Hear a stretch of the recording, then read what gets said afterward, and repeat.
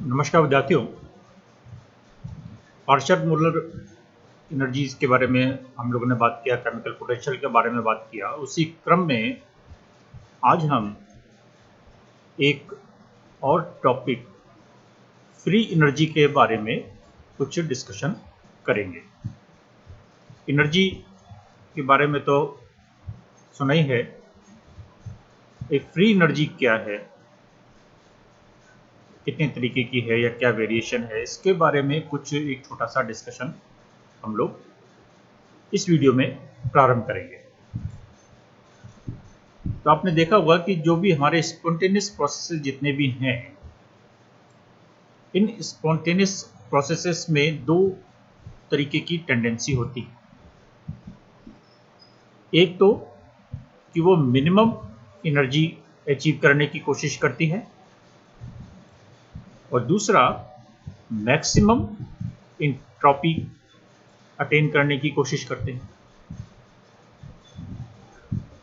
यदि एंट्रोपी को हम कांस्टेंट माने या रखें तब हम कह सकते हैं कि वो मिनिमम एनर्जी अटेन करने का प्रयास करेगा सिस्टम, और यदि एनर्जी को कांस्टेंट रखें तो वो मैक्सिमम एंट्रोपी की ओर अग्रसर होगा। ये स्पॉन्टेनियस केसेस में या स्पॉन्टेनियस प्रोसेसेस के लिए हम मान के चलते हैं या होता है। लेकिन अधिकतर केसेस में ना तो हम एनर्जी को पूरी तरीके से कांस्टेंट रख पाते हैं और ना ही एंट्रोपी को पूरी तरीके से कांस्टेंट सही तरीके से रख पाते हैं। तो ऐसी स्थिति में दो नए फंक्शंस इंट्रोड्यूस किए गए, ठीक है, जिसमें कि इन्वॉल्विंग एनर्जी एंड एंट्रोपी। वो जो दो फंक्शन नए इंट्रोड्यूस किए गए उनको क्या कहा गया? एक तो हेल्महोल्ट्ज फ्री एनर्जी कहा गया और एक गिब्स फ्री एनर्जी कहा गया, अर्थात ए और जी। ये दो नए फंक्शंस इंट्रोड्यूस किए गए। तो हम जानते हैं कि total energy can not be converted into work, अर्थात कोई ना कोई थोड़ी बहुत एनर्जी रह जाती है जो कि यूजफुल वर्क में कन्वर्ट नहीं होती। ठीक है, there always remains some unavailable energy that is not converted to useful work,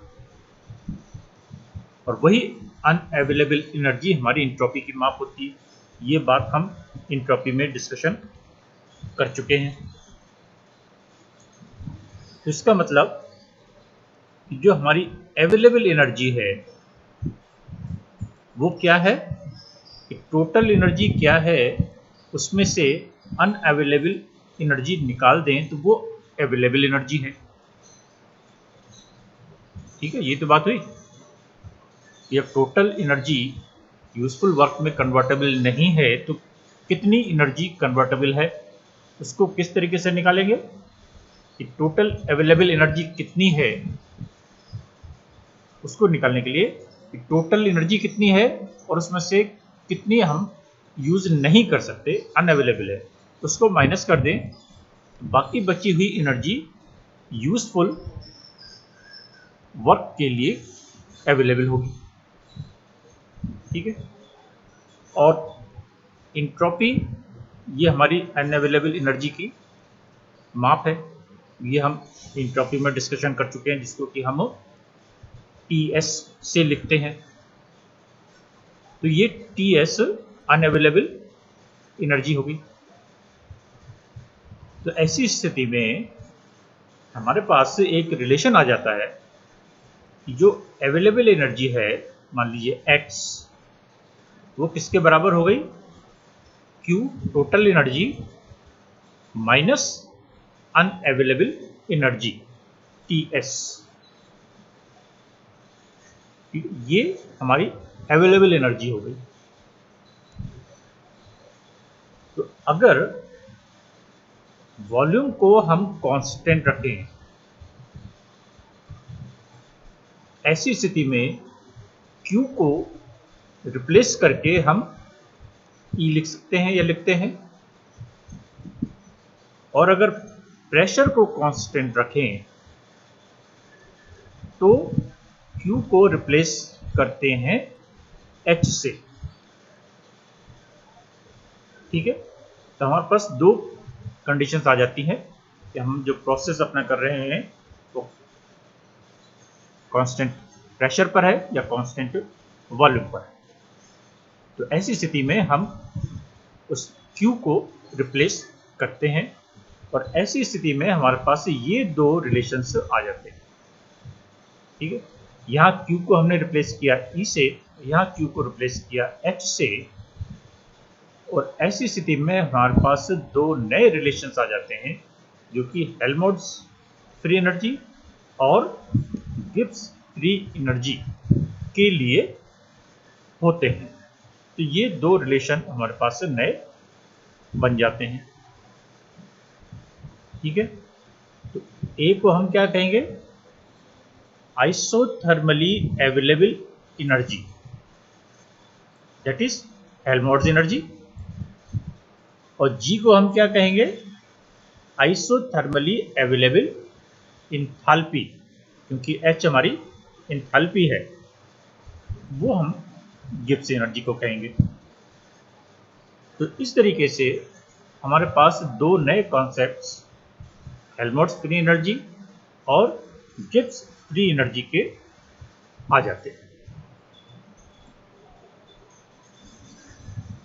अब ये जो हमारी वैल्यूज हैं ए और जी,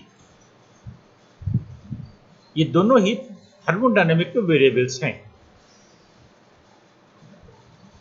एक को हमने लिखा है E माइनस टी एस, दूसरे को हमने लिखा है G minus T S, H minus T S. उसमें सारी वैल्यूज थर्मोडायनेमिक क्वांटिटीज हैं। तो ऐसी स्थिति में A और G भी जो हमारा जो निकलता है वो स्टेट ऑफ द सिस्टम या इंडिपेंडेंट ऑफ पाथ अर्थात थर्मोडायनेमिक वेरिएबल हो जाता है, या थर्मोडायनेमिक फंक्शंस हमारे कहलाते हैं।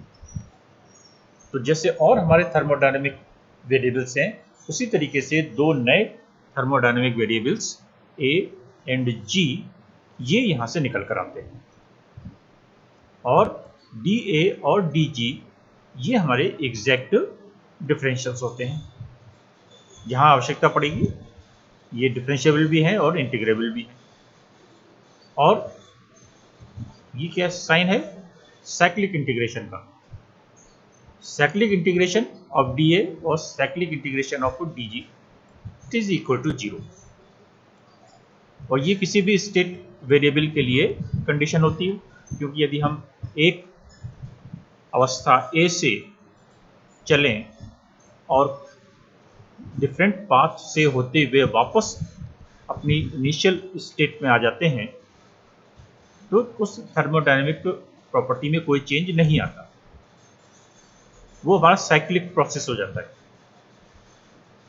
तो यहाँ पर भी A और G क्योंकि स्टेट वेरिएबल हैं, इसलिए cyclic integration of dA and cyclic integration of dG ये दोनों भी 0 के बराबर होते हैं, और ये दोनों ही हमारी एक्सटेंसिव प्रॉपर्टीज हैं लाइक अदर थर्मोडायनेमिक प्रॉपर्टीज।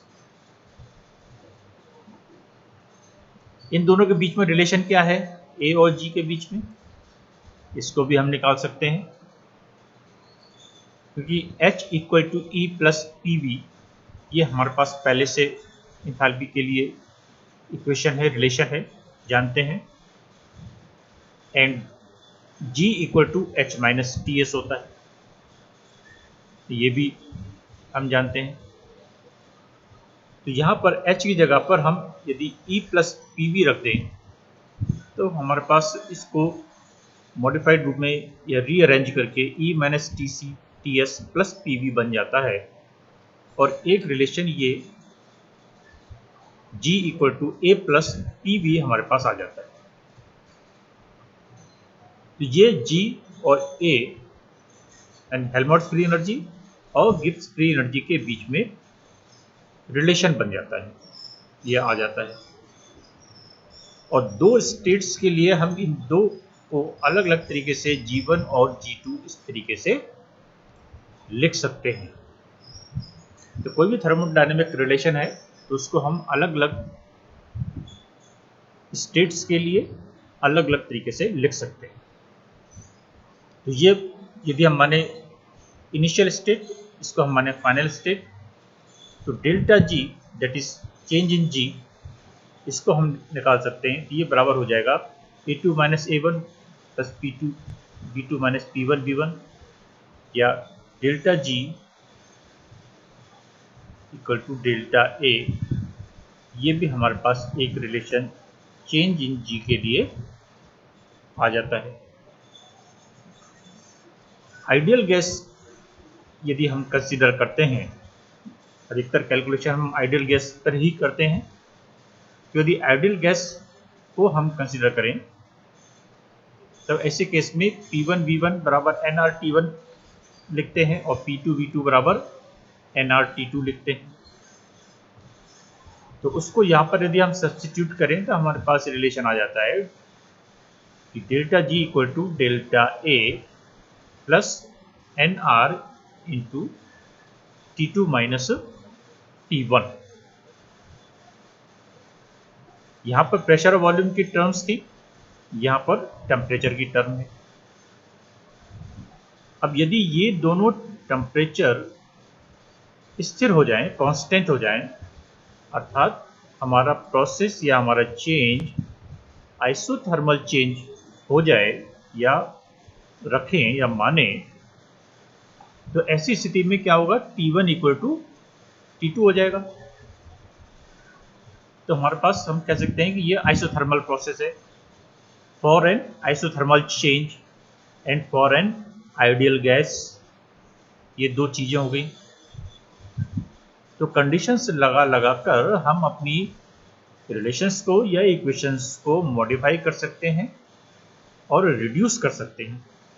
तो ऐसी स्थिति में जबकि हमने टेम्परेचर कांस्टेंट रखा है तो हमारे पास रिलेशन आ जाता है कि delta G equal to delta A।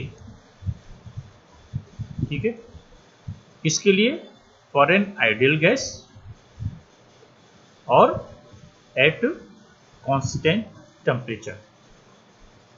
तो ऐसी स्थिति में G और A इन दोनों का कॉन्सेप्ट लगभग एक ही है, या change in G will be equal to change in A, ये होगा।